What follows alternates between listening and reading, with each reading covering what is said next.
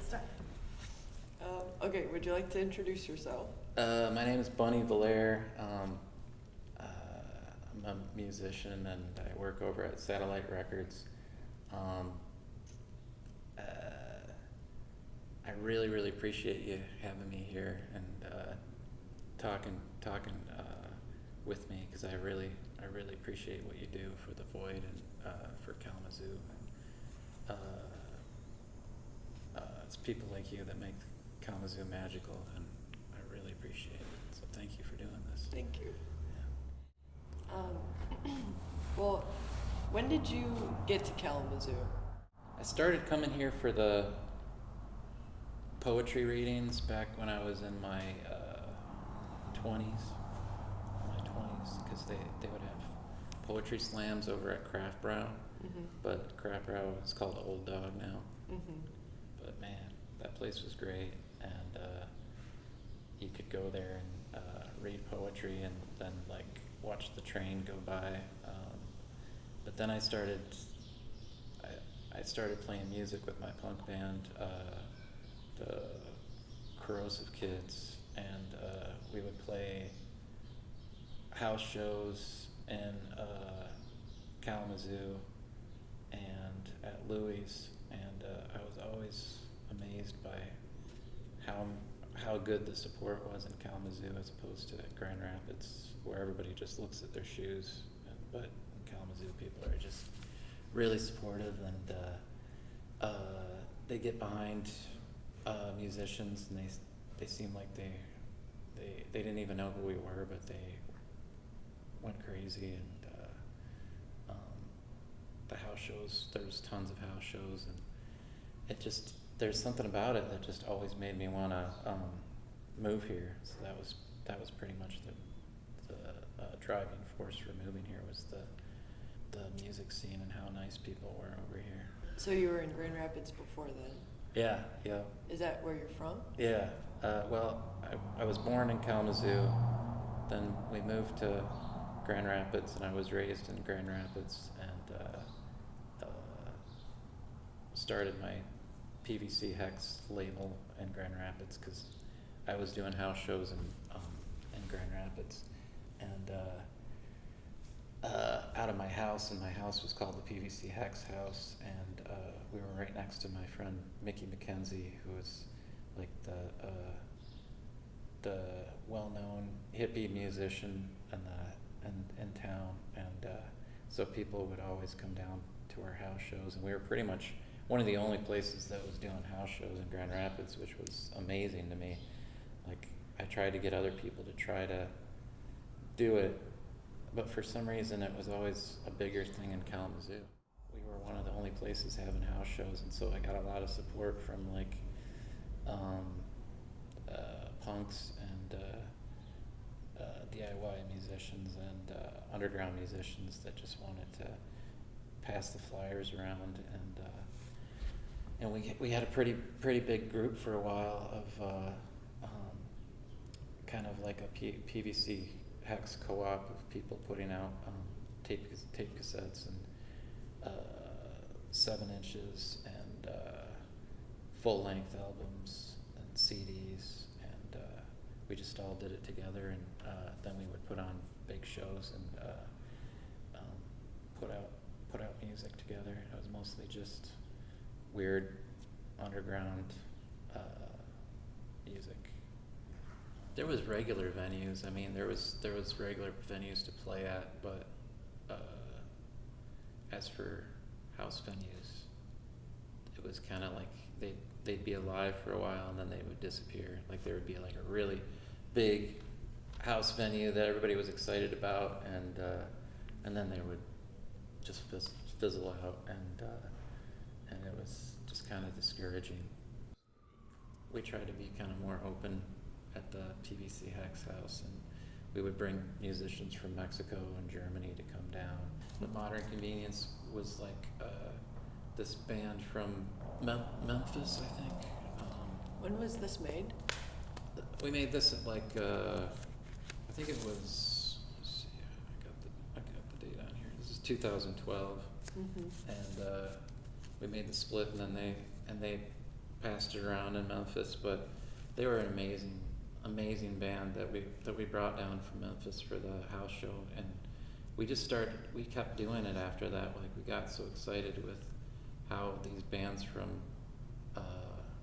other countries and other cities would come down to a house show. Mm-hmm. And people come to a house show and they were like, this is so strange, this is so cool, a house show, Mm-hmm. And I guess it was like, even the people from different cities, they were like, this is more of a Michigan thing, Mm-hmm. We don't really have house shows where we're from, and I was like, wow, that's weird.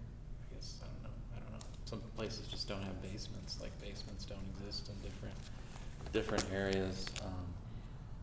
The PVC H.EX house, what years did that operate? It was 2009. We were on Richard Terrace, which was near Easttown in Grand Rapids, and it was like walking distance from Mulligan's and trying to remember that other bar that's like a blues bar. Is it Billy's Lounge? Billy's Lounge, yeah. You could walk from Billy's Lounge from when they were having 80s night or whatever, and we'd have. One time we had this great punk band named Coxknot play there at like 2 a.m. on a Monday, and nobody messed with us. It was so weird. It was just like we were untouchable there. But then I moved to a different location on Ann Street, and it was a little bit more touch and go there. We had to like spray the windows and try to like make get rid of any sound escaping and stuff like that, Mm-hmm.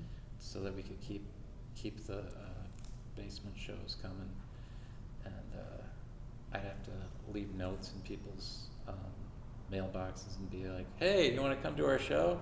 Please don't call the cops on us. Yeah. Stuff like that. And why do you think Kalamazoo's ecosystem operates like a little different than that?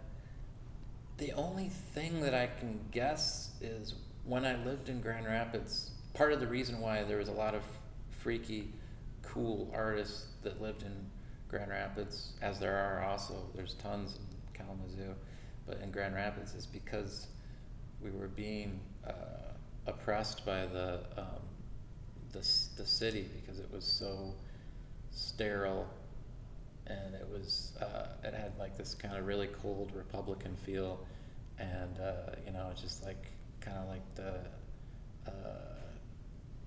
it felt like the Dutch had completely taken over the town, and the architecture and everything was just kind of very sterile and cold, and you couldn't you felt this weight when you were there, like a weight on your back, and it was like you were always running uphill to try to produce something and put something out. And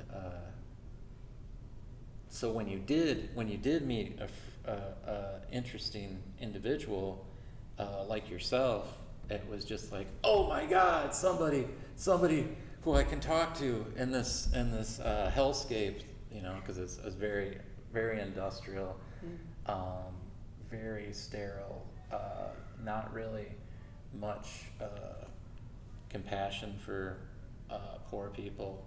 I mean, everywhere you go in the U.S. is like that. There's not much compassion for poor people, but I feel like Kalamazoo is a little bit more liberal and open-minded in some ways.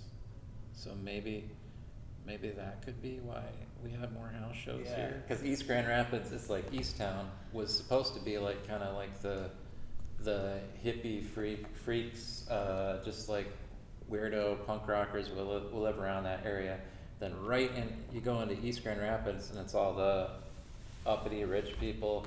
You're not even supposed to be smoking cigarettes. Like, you can't even like have a cigarette out, because like they'll look at you and they're like, you can't smoke cigarettes here. Just like walking around that area with a cigarette, you're looked down on, and there's no black people at all. It's all white people. And there was this regular thing that they would tell me. A lot of black people would tell me that they would get pulled over by the cops in that area just for being black and driving around in that area. There was extreme points of gentrification. Like there was huge areas where rich businesses would move in, and then they would force all of the minorities out of the area, and then they would build these ridiculous restaurants like for squid or something like that. And then they'd have these glass windows, so you were just like looking in at rich people like eating food, and it's like, what the hell? These people had great businesses over here. There was Sharks and all these great rib places, and just like the property got more expensive, and I know that can be an issue in Kalamazoo too. That makes people mad, you know, when you kick out large groups of minorities out of areas where they live, then you're gonna have a lot of angry people. Kalamazoo has a large population of like young people who are low wage, Yeah. but not like they can't sustain themselves, but they're just like they work to pay their bills, and that's it. Right. You know, like nobody's making money out here. Yeah, yeah. But that's definitely like, it feels like the archetype of somebody who's in the DIY scene is like, you probably have like a part-time job.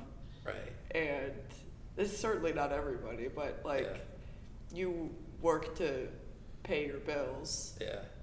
Like time seems to be more valuable to most young artists than making a shit ton of money or whatever. Right. I don't know, maybe that's a projection of my own experience, but I feel like I've met a lot of people who operate similarly. Yeah. You know, Where they have like they're able to make their music more of a focus, is what you're saying. mm-hmm. And Or the art, or creating community spaces or events. It's like, right. my community is the most important. And when you operate with that mindset, I think that you are more open to receiving all different kinds of people. Right.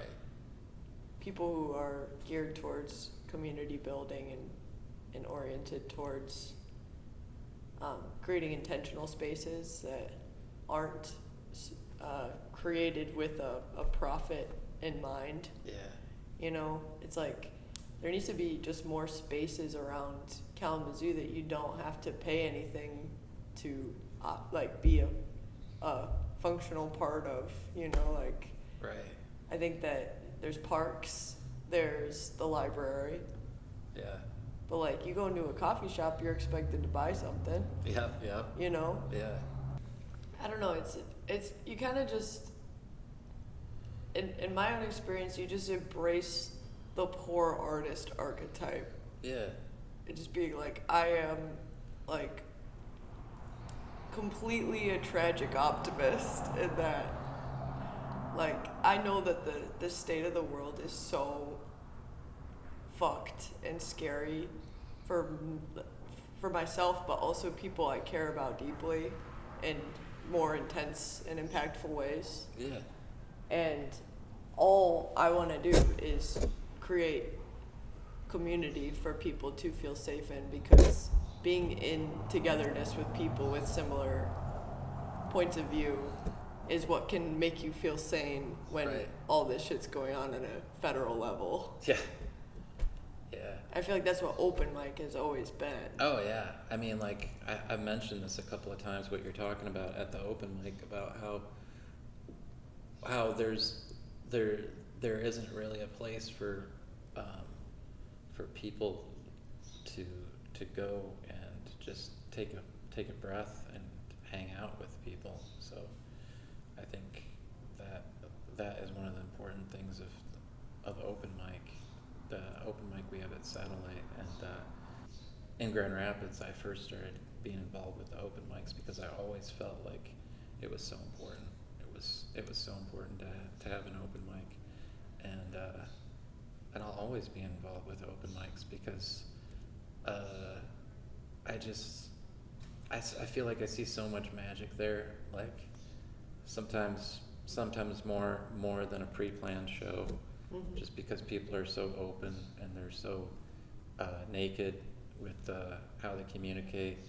And what I think is beautiful is that everybody, like, even though we all speak, a lot of people speak English, we're actually speaking a different language. And with open mic, you can speak that your own particular language, and people will listen and they'll understand it. Getting on stage, sharing something. A lot of people, they won't even, they don't even think they're gonna share something, but like a couple Thursdays later, they'll actually share something and they'll get up there, and they never thought they would be a performer. Everybody who comes to the open mics, at Satellite, they always encourage each other. Nobody laughs at you. Nobody's gonna be on your case if you mess up when you're up there. I mean, that's what open mics are all about. Just you stop for a minute, you pull it back together, and you do what you're gonna do, but you don't have to be perfect.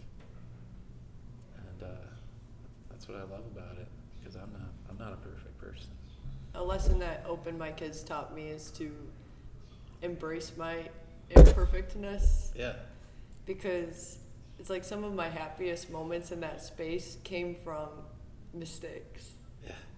And what followed after having made a minor mistake. Yeah. Like, I would argue that people start cheering for you harder when you mess up. They do. I think so. You got this. Don't worry about a thing. Take your time. Right. Figure it out. Yeah.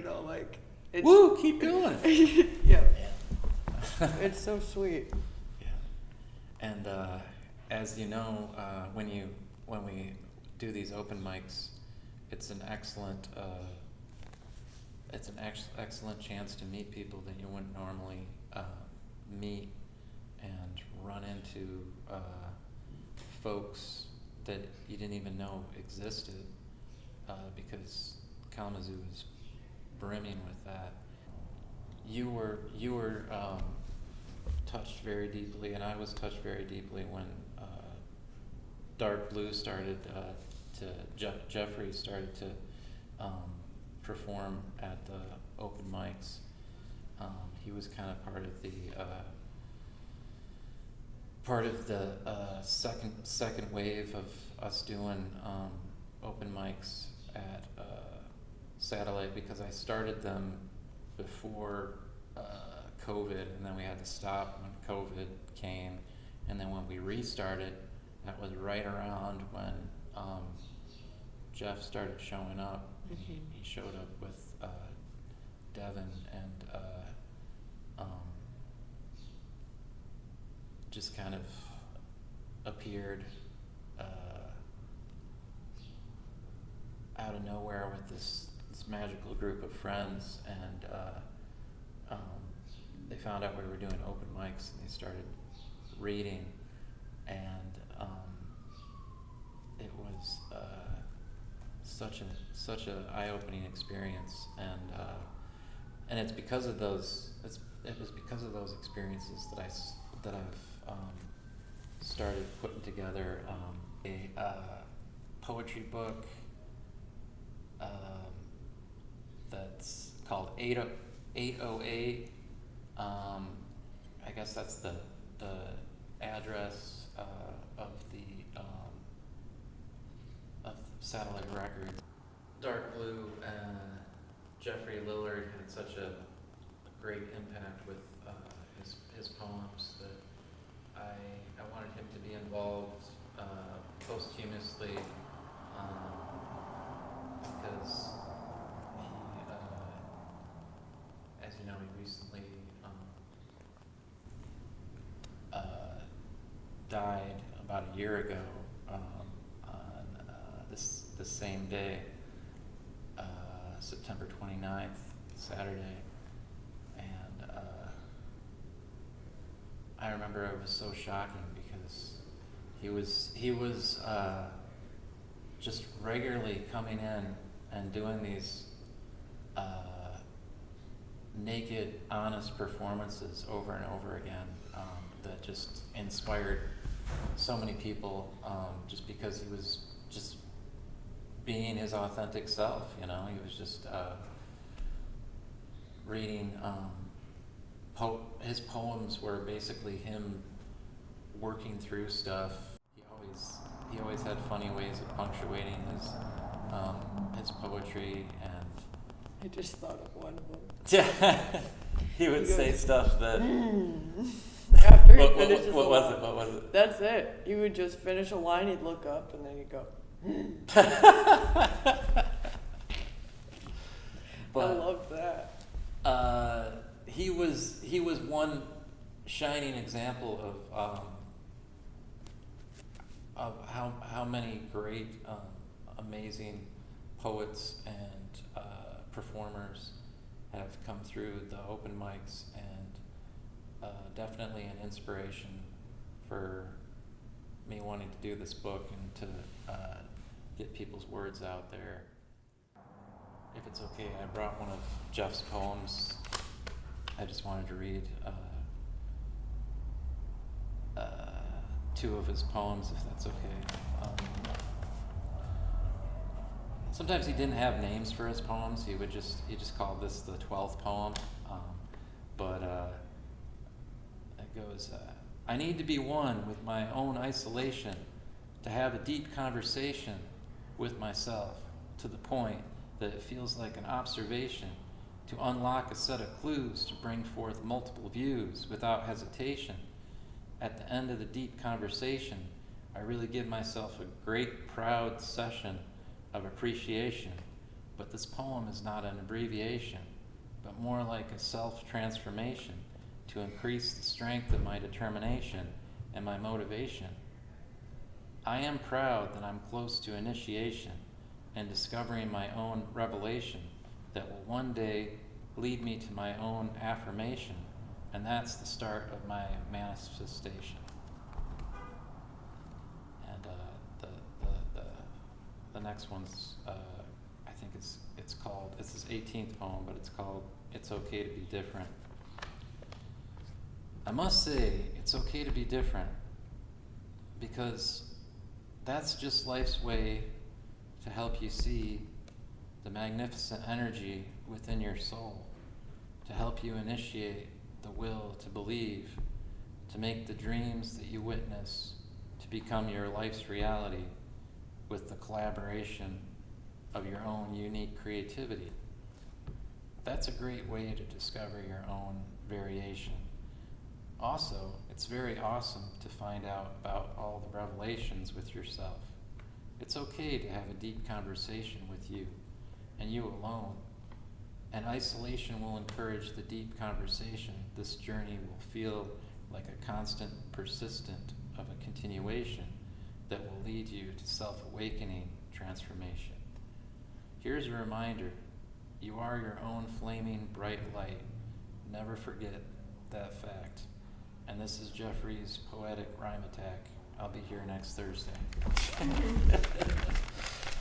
And that was an example of one of his punctuations, you know. I'll be here next Thursday.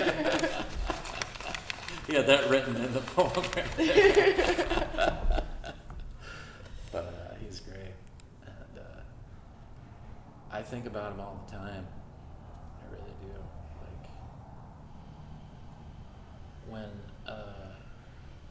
when I came home after finding out, I mean, you were probably one of the first people that I talked to about it. But I came home and I was just like, and my wife and my kid were just like, what's wrong? They didn't know what was wrong, and I was just like, I could barely talk, you know. I was just, it tore me apart, because he was just such a kind guy, so easy to talk to, always smiling, and always wanting to brighten people's day, and you know, he just wanted to. One of his biggest things was writing poetry and reading poetry and sharing and being involved and going to shows. He liked going to shows a lot.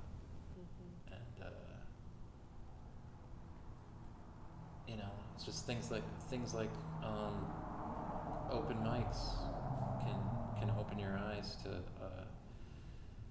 people like that, and that you would have no idea who they were unless if there was some sort of medium, some sort of chance for a person to share like that, you know. This is a poetry book that I put out with my wife, and called Imprints, and this is a book that my wife put out of a poet that regularly was coming to the open mics, and he's also an artist, Brendan Barnes, Yeah. and he had like a book release over at a couple of different locations. I think at the Expo Center or something like that. But this is that's cool. a novel that my wife put out called You and I, and it's very interesting book that talks about some subjects that people are dealing with nowadays. But yeah, I'm really proud of what we've been doing with the book releases. I helped a little bit editing, but mostly my wife put out called Out of Context by Stephanie. I think it's Stephanie Carey, but she goes by Scary Starbeam. Okay, so we were talking about the books that you and your wife put out. Yeah. And- Mavia Villaire is her name. Mm-hmm. And I just want to make sure you got everything and that you wanted to say about those books and the poetry book and. Yeah. If anybody's interested in publishing a book with us, just send me a message at bunnyvillage80@gmail.com. Our publishing company is called Bunny Village Press, and we're almost done with our website. That's something that we never thought we'd do, but now we finally have like a website, so it's kind of fun. Yeah. Mm-hmm. Maybe we'd get in a little bit more to PVC H.EX. Yeah. And that being a record label, right? Yep, that's a label that I've kind of had going since 2009 when we started doing the house shows, and right now I'm working on our third tape comp. Unfortunately, I couldn't find. I was looking everywhere. It's one of those horror experiences where I was tearing everything up in my house to try to find the first tape comp that we put out. But it was really good. It had like a macrame kind of cover that one of our co-op members made for it, and she had sewn like a cover that you can open it up, and it's gonna have artists from obviously Spatter Pattern, who have put out the 7-inch, and the What is gonna have some stuff on there, and other musicians that haven't actually released albums, but are in the process of working on albums, like David Diame, and just great musicians that have performed at the open mics. And but one thing that ties all these musicians together is that we're all underground musicians, and we all are struggling to get our music out. We don't have any big label that is paving the way for us, but we just have the fiery urgency every day to try to put our music out, and that's what keeps us going. is to make music and share it with people. And so that's going to come out pretty soon. Just letting people know about the third PVC Hexacom tape cassette. And Will that be sold at Satellite? yeah, we'll sell it at Satellite Records. And but yeah, really excited to get that out. And thanks for giving me this opportunity to talk about it. Yeah. I think just kind of like rounding out any confusion for people that you work in Satellite Records. Yeah. You host the open mics there. Yeah. You have a publishing company. Yeah, called Bunny Village Press. Yeah. You've got a record label, Yeah. and that's PVC Hex. PVC H.EX. Yeah. About the band that you're. Oh yeah, I'm in a band called Tale from the Crypt. We're working on a vinyl record. We're working on our third. Well, actually, it'll probably be a CD first, and then it will be a vinyl record. But we're working on our third album right now. We're just in the studio working on it, and it's inspired by a lot of world music. But yeah, we've been together for probably since 2013. Is there any kind of support that you're looking for from the community or from the Void for any of those projects that you mentioned? Oh, just if you can just help me get the word out that PVC Hex could use more members, more people that are interested in trying to get their music out and help each other. Is there a certain legacy that you wish to put out there, like some words of wisdom that you want to share with people that you feel are important to your belief system or values? That I hope that people keep on creating art and creating music and facilitating places where people can do that